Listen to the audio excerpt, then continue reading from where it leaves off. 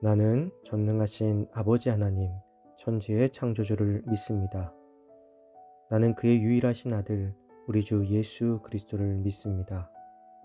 그는 성령으로 잉태되어 동정녀 마리아에게서 나시고 본디오 빌라도에게 고난을 받아 십자가에 못 박혀 죽으시고 장사된 지 사흘 만에 죽은 자 가운데서 다시 살아나셨으며 하늘에 오르시어 전능하신 아버지 하나님 우편에 앉아 계시다가 거기로부터 살아있는 자와 죽은 자를 심판하러 오십니다.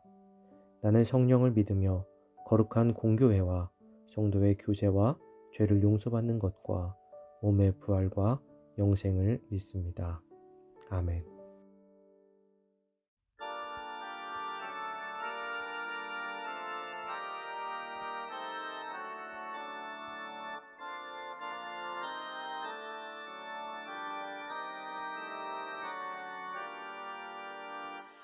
나 하나님께 이끌리어 일평생 주만 바라며 너 어려울 때 힘주시고 언제나 지켜주시리 죽으신 사랑 믿는 자 그 반석 위에 서리라 너 설레는 맘 가다듬고 희망 중 기다리면서 그은혜로우신 주의 뜻과 사랑에 만족하여라 우리를 불러주신 주 마음에서 원하신다.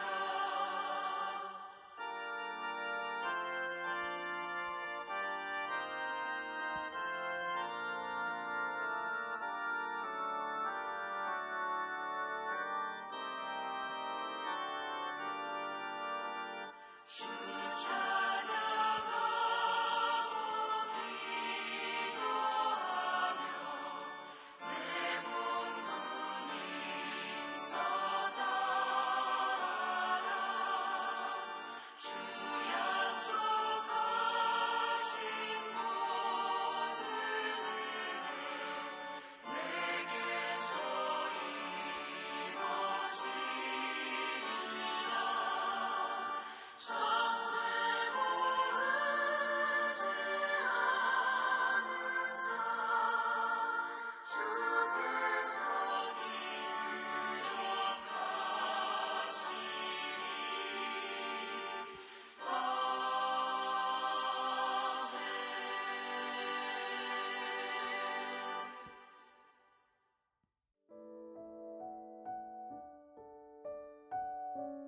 오늘 하나님께서 우리에게 주신 말씀은 열왕기하 22장 19절에서 20절입니다.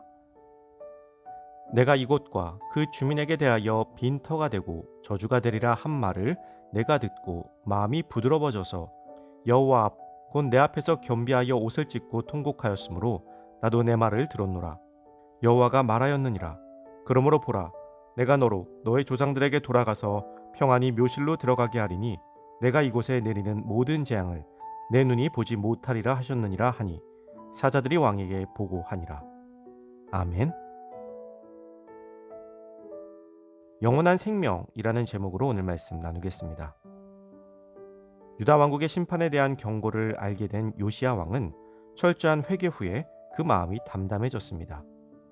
요시야는 하나님의 어떤 말씀이라도 그대로 수용하겠다는 마음을 가지게 된 것입니다. 이는 아브라함이 소돔의 멸망을 놓고 하나님께 간청하다가 하나님의 뜻을 깨닫고 소돔의 심판을 그저 바라만 보았던 것처럼 하나님의 뜻에 대하여 온전히 받아들이는 믿음을 갖게 된 것입니다. 이는 성령의 감동으로 된 것입니다. 내 뜻과 하나님의 뜻이 다를 때 고민하고 반항하며 저항하는 것이 아니라 온전히 믿음으로 수용하는 자세는 그냥 이루어지는 것이 아닙니다. 사실 우리는 이러한 순간에 하나님의 뜻보다는 내가 원하는 것에 더 마음이 가게 됩니다.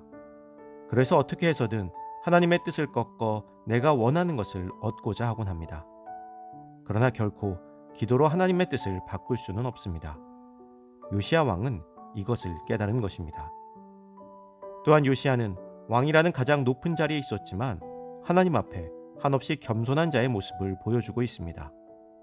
자신이 비록 왕이라는 높은 자리에 있지만 온 세상을 통치하시는 하나님 앞에서 자신의 지위는 정말 작고 작은 자리라는 것을 깨달았던 것입니다. 오늘 우리가 바라는 그 자리도 엄청나게 크고 대단한 자리처럼 보일 수는 있지만 하나님 앞에서는 그저 지금 우리의 자리와 별반 차이 없는 작은 자리일 뿐입니다.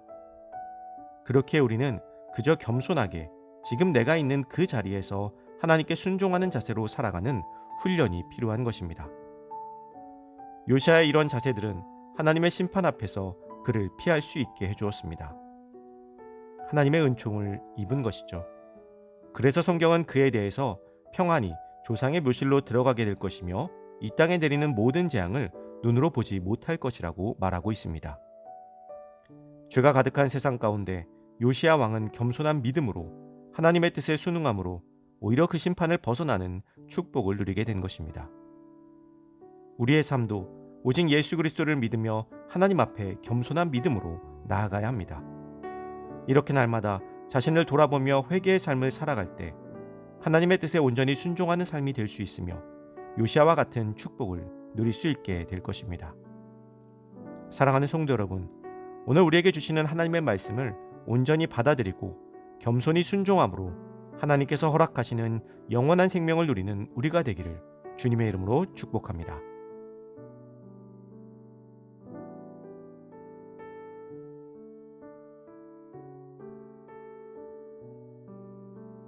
기도 제목을 가지고 함께 기도합시다.